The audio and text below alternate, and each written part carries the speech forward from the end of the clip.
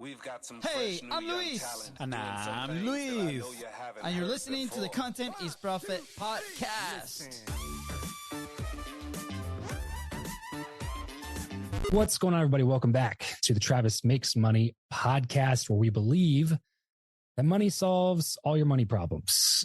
Then you're just left with all your other problems. But if you have money in the bank, it's a little bit easier to solve the rest of your problems too. So you may as well solve the money problem first. Today, I'm bringing on Luis Camejo. Luis and his brother Fonzie, the dynamic brothers behind Studio Podcast Suites and Biz Bros, have spent over 7 years mastering the art of content creation that drives opportunities and profit. They're the owners of Studio Podcast Suites and hosts of a top global podcast, Content is Profit. Luis, what's up, dude? Welcome to the show. Travis, thank you for having me, man. I'm stoked to be here. Of course. I remember the first time we connected a while back, it was you guys had me on your show for the first time. And since then, I've seen your show do really, really well, man. I'm super, super happy for you. Super proud of you guys. To stay in business.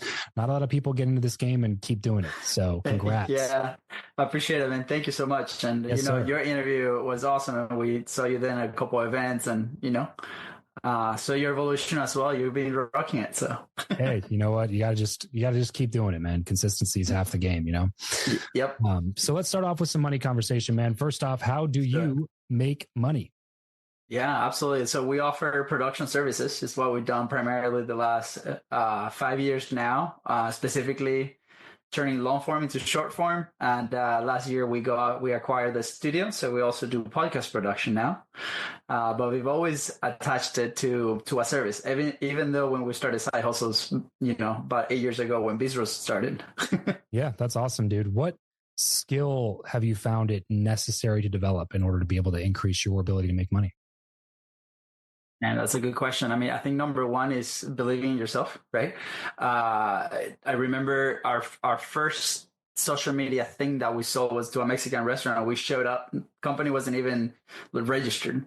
And we were consuming some kind of content around the time, I think it was like Ty Lopez, and 3 videos were like enough to motivate us to go and do the thing. And we had the conversation with that owner. We found some pain points. We're like, hey, we can offer solutions for these pain points. And our first $500 check came in. And that afternoon, we went with that check before cashing it into, online and Sunbiz, register the company and cash the check. So, self-confidence for sure. The belief that you can do it, I think is number one. How were you making money before that? I held multiple jobs. I was an immigrant here in the States, went to school, had to have a job to stay here legally before I got married. So you're first generation? I am first generation. Yeah, I came here in 2010. From where? And then with the job, there's always some kind of side hustle. So we did vinyl stickers. We printed shirts out of our garage. We will offer like video services here and there, and it evolved from there. Where did you immigrate from? Venezuela. Okay, great. Yeah. Well, hey, dude, thanks for coming over. Absolutely. Thanks for having me. This has been... We're in the best country in the world, man. Opportunities are out there, out for, for your reach. And it all takes, some hard work and consistency. I love it, dude. I love that you started with mindset. This is the piece about money that most people don't want to talk about. Like if people are listening and they're looking at like, man, I just need to make more money. They usually don't want to tune in and hear a mindset conversation.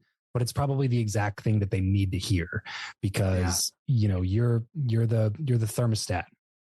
You will be able to, you want to be the thermostat, I should say. Most people are thermometers. They rise based on the environment, or they fall based on the environment. And you want to be the one that sets the environment.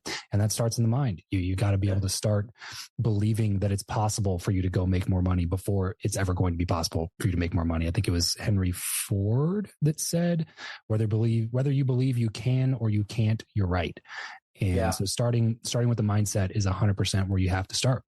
There's people out there that have decent jobs. They're making, 60, 70, 80K a year or something, but they're realizing that there's more month at the end of the money. Increasingly as inflation gets worse and worse, things cost more and more. And then all of a sudden you look and your paycheck doesn't go as far as it used to. And it's like, man, well, what do I do here? The American dream isn't dead. It's just changing a little bit, and you got to be able to keep up with that. So congrats to you guys 100%. For being able for being able to do that. And I love that you started with a service-based company.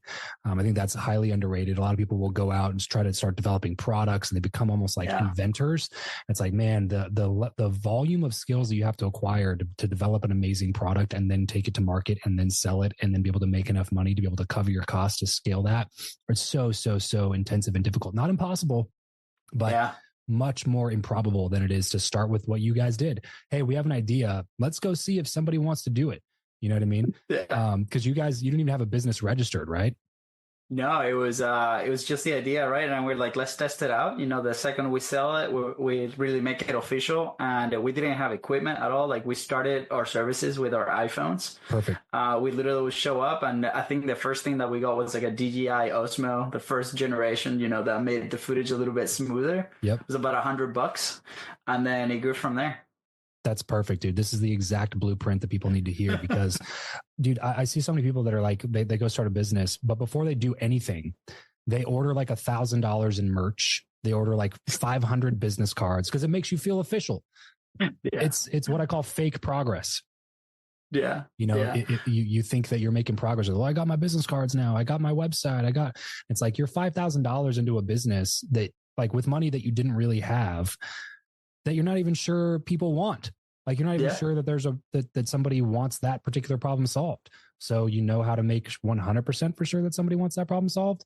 Go sell it. Somebody gives you dollars for an idea that tells you that they want that problem solved. And now you can go do some of those other things that you want to do, but you got to start with 100%. Like selling it. Right. Yeah.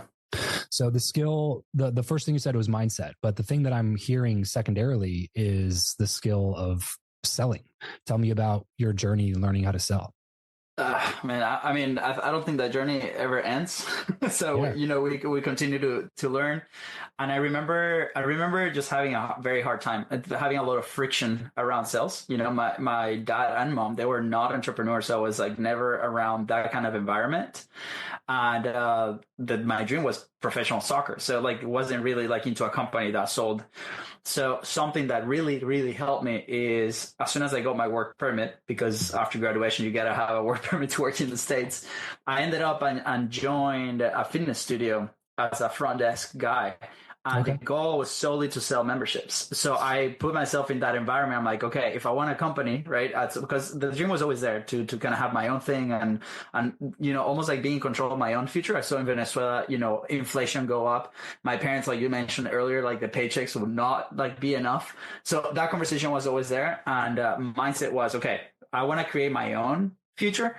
So for that, we need to sell. And I was like, I have no skills. Like, I don't know how to do this. So I remember buying Grant Cardone's things. And then I was like, I wasn't resonating with that message. And I'm like, man, is this the only way? But ended up putting myself in an environment where I had to learn how to sell. Yeah. And especially like it was a pre-sale environment. So we were out in the sun in Florida in summer trying to sell $159 membership to people that couldn't even see the equipment because the studio wasn't even built yet. So that really put me in a position to learn really quick, learn to have conversations, learn to extract those pain points. If we were the solution, making sure that that person was heard and the solution was there. And that was my job for about 3 to 4 years. Moved up, assistant manager, ended up running a 1,000-person studio. And it was like really cool. My team was about 14 people. So learn a ton. Learn then how to teach it. And then from there, around that time, parallel to that, that's when we're like starting the agency and doing the side hustle.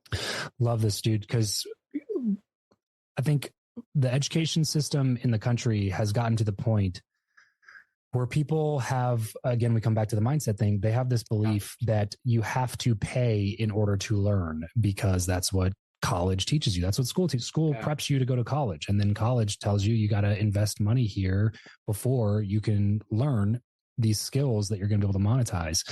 But in a lot of senses, especially when it comes to sales, which is arguably the most important skill when it comes to making more money, the big deal is that you can actually learn while you earn.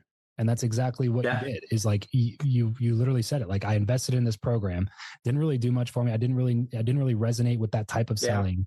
I didn't really know what to do. So I got a job selling. And it's like when you get a job selling, you either learn how to do it or you quit or get fired. You know what I mean? So you better learn, and you better learn quickly. But the cool thing is when you're learning that skill, you're also getting paid to learn that skill. You don't have to like go deeply into debt to learn skills especially anymore.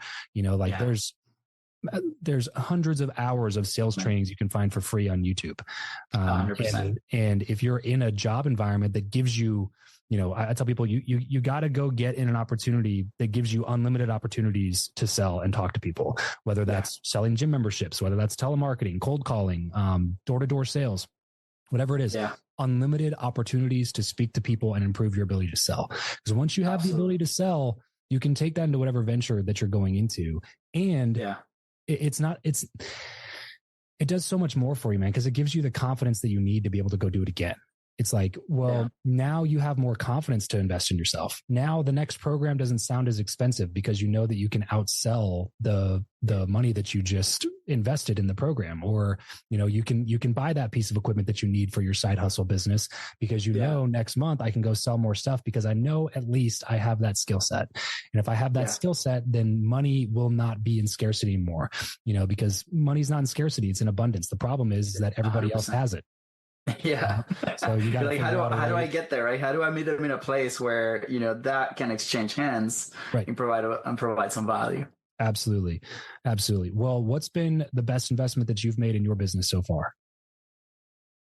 Oh man, I think like that best / more scary one was probably I think it was like the first mastermind that we really joined for sure. Like we were moving from, at that point at my job, I was pretty capped out. Some new person came in, we were bumping heads. I was dedicating a lot more time to the side hustle.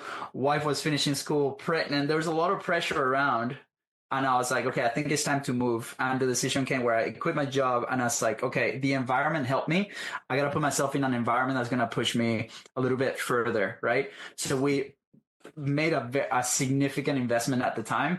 My wife told me, hey, the only way that you can do this full time with me agreeing is we need to have enough money in the bank for a year until I graduate. She's a pharmacist now.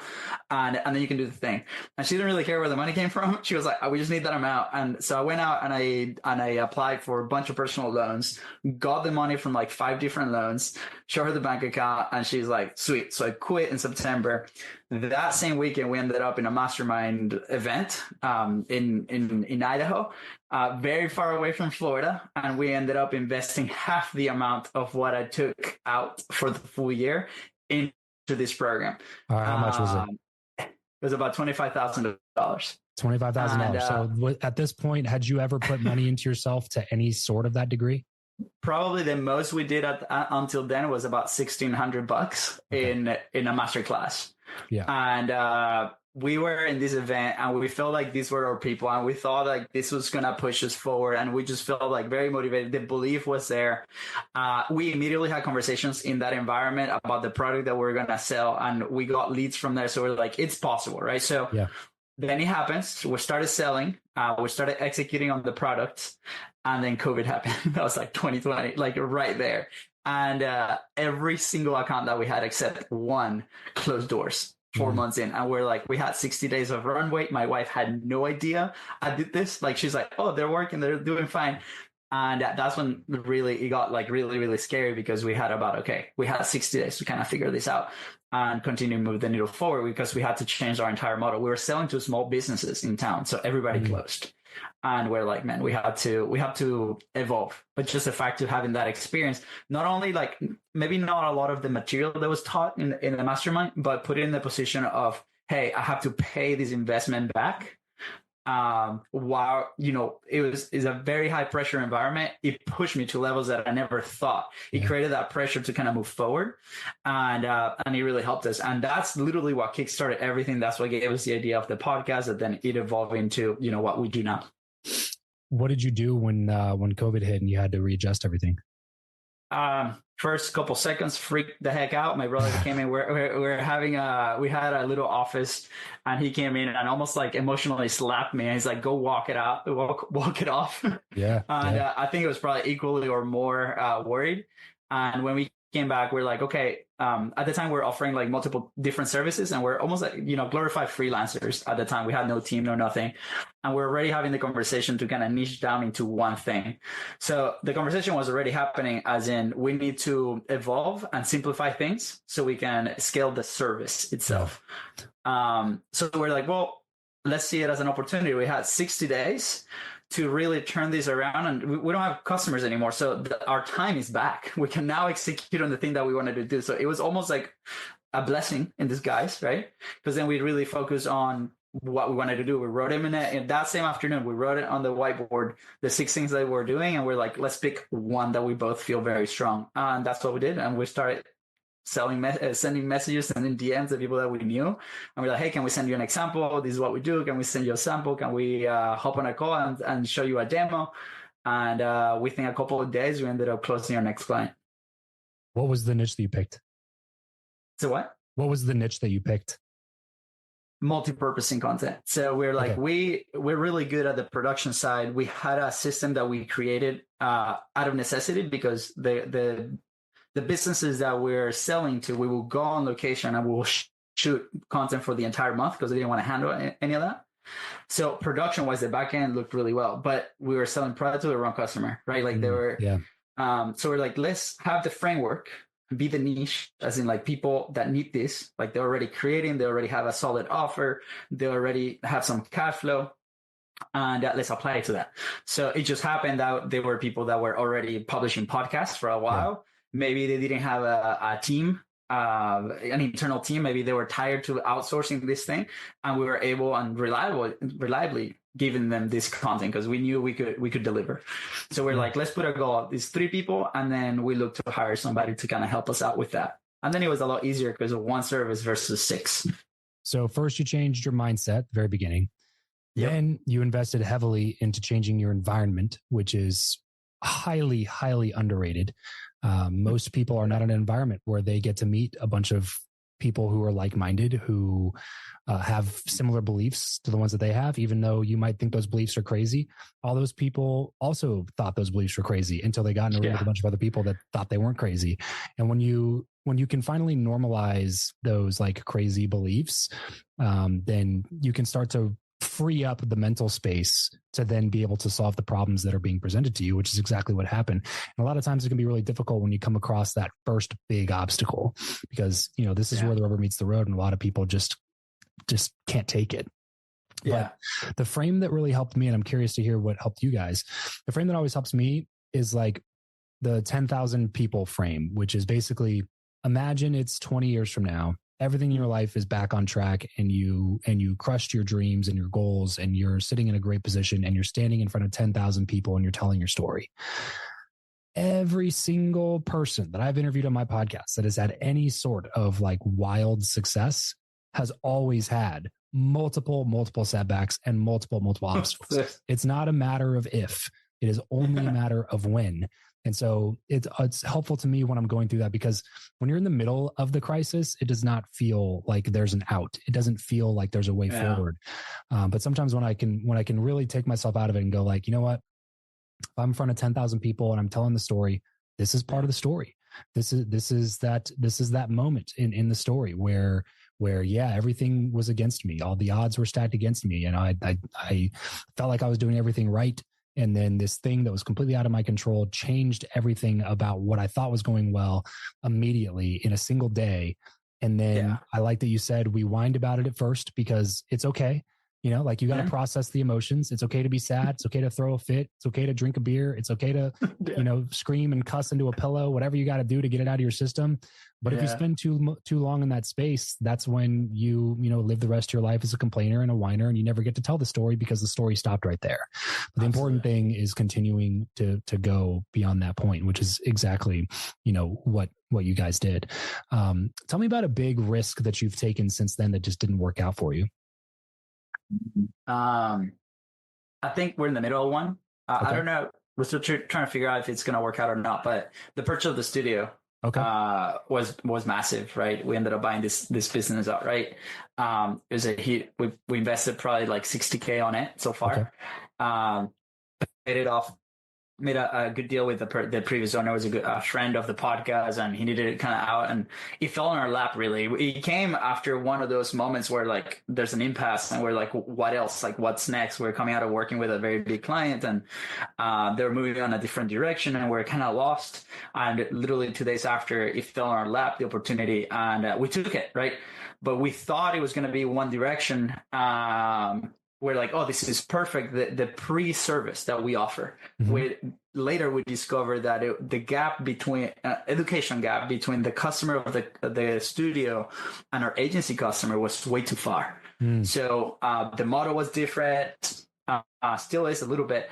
So it has been over the last 15 months an interesting challenge to kind of merge both, right? Because they function as two separate businesses for quite a while. And just now we're like bridging that gap, and that required, saying goodbye to customers of the studio that were there for 3 years, right, since they opened, because they were not a fit for moving forward. And, some very hard conversations with customers that relied on that product. And we're like, well, this is the new direction, this is where we're going. And trying to navigate that still is, some kind of challenge. We're about to go to Podfest, and we're going to launch a new product. We launched a new product a week ago on the production side. This is going to be on the education side.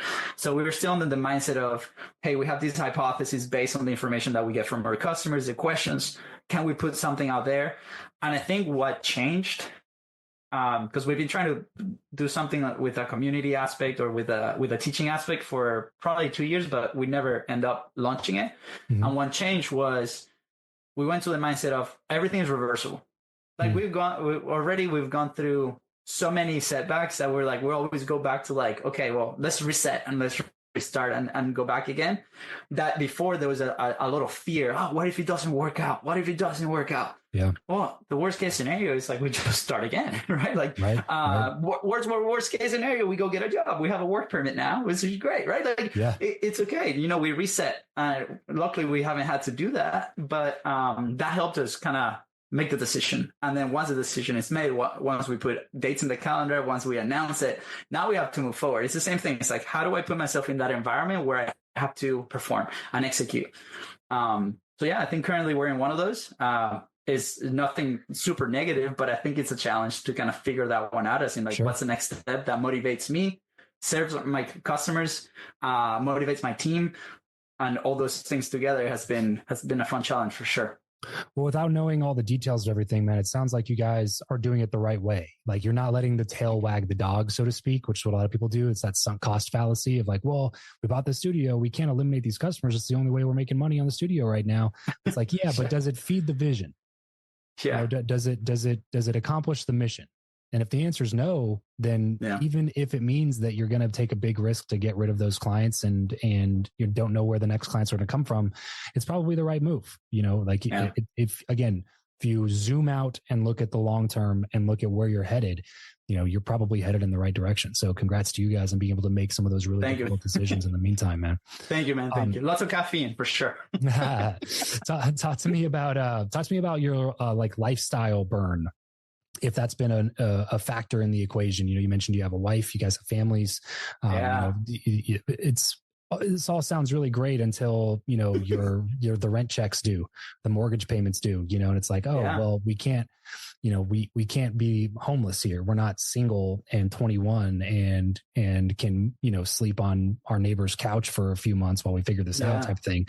Like, you gotta pay the bills at the end of the day, and you have to have some sort of practicality in the decision making. So what have you done in terms of like lifestyle burn, monthly expenses that you look at as like, it sucks that we're doing this thing, but I know it's going to pay off? Yeah, 100%. I mean, first of all, huge shout out to my wife, Katie. Like, without her, like, this is not a thing. Like, she's been nothing but supportive. She doesn't understand it, right? She's very like opposite to me. She's like, I don't even know what you guys do or what you want to do with your life. Like, she's a pharmacist type A, doesn't understand on entrepreneurship, doesn't understand why we take those risks or like why we stay up late on those things. So, but at the same time, she's been not only supportive on like emotionally, as in like, I'll let you do your thing as long as bills are paid, as long as you take time and spend it with the kids, and obviously there's this commitment. but also sometimes financially. Like she's had to spot me a couple of times and every month.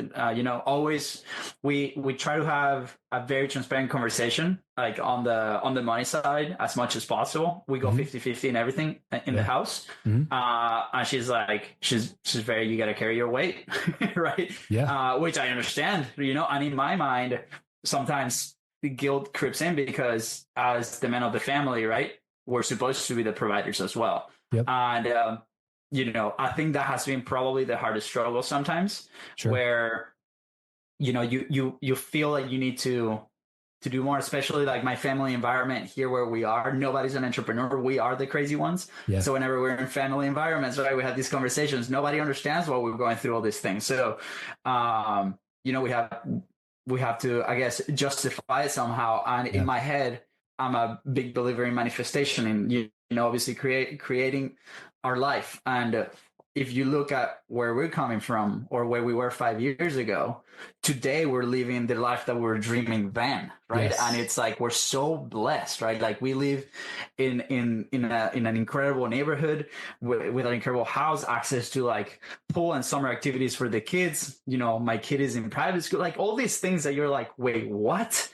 And we have that perspective has helped me a ton, but also serves as, again, that environment to kind of push me forward. I remember a big decision that we had to make last year was the education for my oldest kid, right? And we're like, okay, what are we doing? Are we going to, public school, private? And in my head, I knew that Katie was probably like really scared money-wise for the decision that we made. I was, but I recognized the same feeling that when I invested in that big mastermind. And I was like, this is going to put me in a position that I have to perform. Like there's no other option. I have to move the needle forward. And that's what it did. And we did the first year great, onto the second year. And the kid is happy. The kid is growing. I see the benefit now of that specific scenario. So I'm like, perfect. Anything that's like to cover the bills goes to the house. Anything else, we've always been reinvesting it back in the business, which is okay, right? Eventually, I know there's a payoff coming with what we're building. But right now, it's like, let's live our life. We, the things that we can cover at home, school, the rent, the food, we're not homeowners. Like we continue to rent. At some point, I want to build my own house the way I want it to be built. It's going to happen. But, and then the rest is like back to the business, because I believe in what we're building and I'm excited is what moves me. Yeah, dude. I love everything you're saying, man. You're doing everything right. It's so important. Sounds like you made a good decision with the spouse thing because, it could either be the best decision of your life or the worst decision of your life. And I'm blessed, and it sounds like you're blessed to have had it be the best decision of your life. Cause I've been in that position myself props to you also for like enrolling her in the vision. Is like, that's the big thing that, people have asked me before where it's like, how did you, my wife she won't support and, I'm getting pushback from her and she wants me to go do this other thing, but I just believe in this. It's like, well, you have to enroll your significant other in the vision. Like, where are you headed? It's like, like I'm not doing this so that I can continue to make like mediocre income. The reason that I'm doing this is so that in 10 years from now, we can live whatever life we want to live. And you could potentially quit your job as the pharmacist or, insert career vocation here for whoever listening. But in the meantime, there's going to be some sacrifices. There's going to be some things that you're going to have to give up. There's going to be almost a purposeful decrease in status among friend groups where you don't get to drive the nice car. You don't get to go buy the house right now. You don't get to upgrade the furniture for the sake of just having cooler furniture or getting a better TV or sound system. It's like, all that stuff would be cool. But in the meantime, that's not the goal. The goal is to be 10 years, 20 years down the road, and we're living a life that most people only dream of living. So like while you're working, in the day to day to make sure that our bills are covered, I'm working on swinging for the fences. Like, as long as she steps up to the plate and keeps hitting those singles, like then that allows you to free up your time and energy to focus on swinging for the fences and hitting that home run. That will eventually set you and your family up for the rest of your lives, so congrats to you again for being in that position. Cause that's the one that a lot of people are not in. Thank you, man. I mean, it wasn't easy. I mean, there was a time where I had to go back and get a job in between because of, okay, let me test that scenario, right? Side hustle was still there. So, the contrast to that is like sleeping less, I wasn't as happy as possible. So she saw the difference, right? I wasn't happy. She thought I was going to be happy. And I was like, look, like, scenario A versus scenario B, what do we prefer, right? Like, we're going to end up split up because of this reason. Like, if our priorities are family and if our priority is staying together for the long run, because that's a commitment that we made to each other, then what will be the best scenario for us? Like, forget what other people are doing, forget what other people are saying, whatever. They don't understand that nobody's going through the same situations that I'm going to. And that was a really hard conversation to have. But at the end, we came to the commitment. And here we are and moving forward. And so grateful for that. So hopefully that opens and motivates people to, at least start that conversation if they're having that problem. And even then, though, like when you went out and got that other, supplemental job or whatever, how much easier was it to get that job? How much easier was it to generate more income now that you've built a bunch of skills along the way? You know what I mean? 100%. I remember, I think it was like 2 years I didn't write like a resume or formally applied to any job. And I was like, oh, look at all these skills that we've built. Look at all this like confidence. And it was like, hey, this is just like another, sales conversation. It's just, I'm selling myself now on this thing. Right. And, I think a lot of times, and I've had this conversation with Fonzie so many times, sometimes we think that it's us, but maybe we're in the wrong market. Maybe we're in the, we're providing the wrong solution slightly, right? We're talking to slightly the wrong people. And it's just, stepping back a little bit and looking at that. And that's exactly what happened at that moment. And I remember getting hired for this job, and then they turned out to be like the ideal client. So then after a few months, the pancake flipped, and then they ended up hiring us, and that was like the impulse that we needed to go move it to the next stage. And again, like, we should not be afraid to maybe step back and then go try again. Yep. It's like I said, the willingness to decrease status for a time is a highly underrated thing that most people just won't do. But then that's when you get lifestyle bloat. And then that's when you find yourself in a position where you can't take the risk, where you can't do the thing that you really want to do, because now all of a sudden your monthly, expense sheet is just piled up because you've been trying to keep up with the Joneses for so long. And it just becomes this cycle of doing things that you don't want to do, to pay for things that you didn't really want to have, to impress people that don't really care. And then it just leads to depression. 100% through the roof. You can't end up doing what you want to do. Well, tell me this, man, and we'll wrap up. What do you define as financial freedom? Man, is it a dollar figure in the bank account? Is it income? Is it what is it? I was trying to, like, I used to put an amount as in, like, if I think the first one when I was 16 back in Venezuela, it's like, if I have $1 million, right? Because obviously in Venezuela money, that's, you're billionaire. Oh yeah. But I think right now it's just the ability to really pursue whatever I want to pursue without that stress, right? Like, it's like, do we want to go on a trip? Let's go on a trip. Like, do we want to invest in X? Perfect. Let's go invest in X. Do we want to buy dinner for every single person in this restaurant? If we want to, let's do that. I think there's no number. And maybe that's something that I need to figure. Like, maybe it is a number. Maybe it is a bigger number. But like the ability to, my wife is a very big Disney fan, right? Kids are a very big Disney fan. We live 2 hours away from the parks. The ability to, on a Wednesday, be like, hey, tomorrow, Thursday, let's go to the parks. And we go, and we don't have to think about fast passes or how much the ticket is or how much the fast pass is or whatever. Like, that to me is freedom, right? Yeah. Maybe in the future is like, can we go to Hawaii, on a Thursday? Like, I don't know.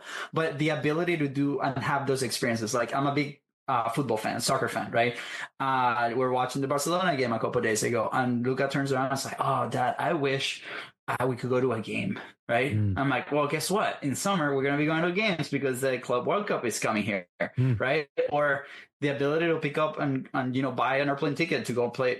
We can't do that today. We will be able to do the Europe thing later. But that to me is financial freedom, to the point it's like we can set up our life to be able to make those decisions freely without having to be thinking about like can I afford this? Or like, man, next month, like I need X amount or whatever, right? Because we lived a lot of that back home with our family.